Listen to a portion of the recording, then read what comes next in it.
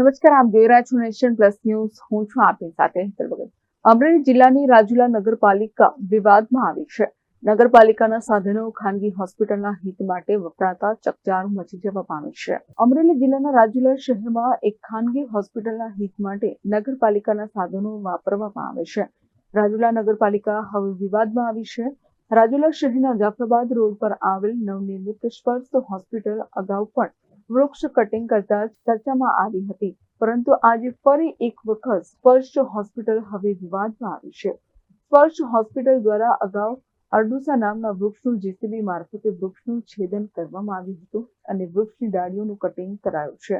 આ હોસ્પિટલના સંચાલકો કોઈ રાજકીય વર્ગ ધરાવતા હોવાથી તેની સામે કોઈ કાર્યવાહી થતી ન હોવાની ચર્ચાઓ ચાલી રહી છે. મહત્વની વાત એ છે કે અહીં આ સ્પર્શ હોસ્પિટલ દ્વારા કોઈ પણ જાતની મંજૂરી લેવામાં આવી નથી. ત્યારે અગાઉ ઇલેક્ટ્રિક અને પ્રિન્ટ મીડિયામાં આ સ્પર્શ હોસ્પિટલ દ્વારા વૃક્ષનું કટિંગ કરાયું તેનો અહેવાલ પ્રસિદ્ધ કરવામાં આવ્યો હતો, જેથી કોઈ પણ હોસ્પિટલ સામે જવાબદાર તંત્ર દ્વારા કાર્યવાહી કરવામાં આવી ન હતી. આજના સમયમાં માણસ વિકાસની દોડમાં એટલો આગળ વધી ગયો છે કે તેને પ્રકૃતિને ભૂલાવી દીધી છે. જ્યાં લીલાછમ હરિયાળી હતી ત્યાં હવે વૃક્ષ પણ રહ્યું નથી.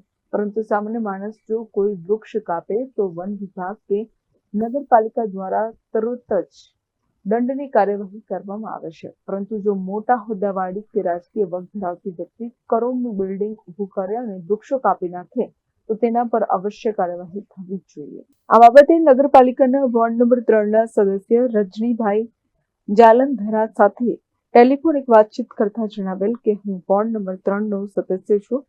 મેં વોર્ડ નંબર 7માં આવેલ જાફરાબાદ રોડ પર સ્પર્શ હોસ્પિટલ નજીક દૂરના ઢગલાઓનું રિપેરિંગની કામગીરી માટે નગરપાલિકાનું જેસીબી મોકલ્યું હોવાનું કહ્યું હતું અને મેં કોઈ વૃક્ષ કાપવા કે નિકંદન કરવા માટે જેસીબી મોકલ્યું નથી તેવું સદસ્ય કહી રહ્યા છે. પરંતુ વાત અહીં એ થાય છે કે કોઈ ખાનગી હોસ્પિટલના હિત માટે નગરપાલિકાનું જેસીબી મોકલવું તે વ્યાજબી ગણાય ખરું? તો હવે જોવાનું રહ્યું કે શું આગામી દિવસોમાં કોઈ કાર્યવાહી થશે કે નહીં તે આવનારો સમય જ બતાવશે. Dharmesh Mehta, nation plus news, Rajula. સમાચારોના સતત અપડેટ મેળવવા માટે અમારી નેશન પ્લસ ન્યૂઝની યુટ્યુબ ચેનલને સબસ્ક્રાઇબ કરો, બેલ આઇકન દબાવો અને જોડાયેલા રહો ફેસબુક, ઇન્સ્ટાગ્રામ અને ટ્વિટર પર.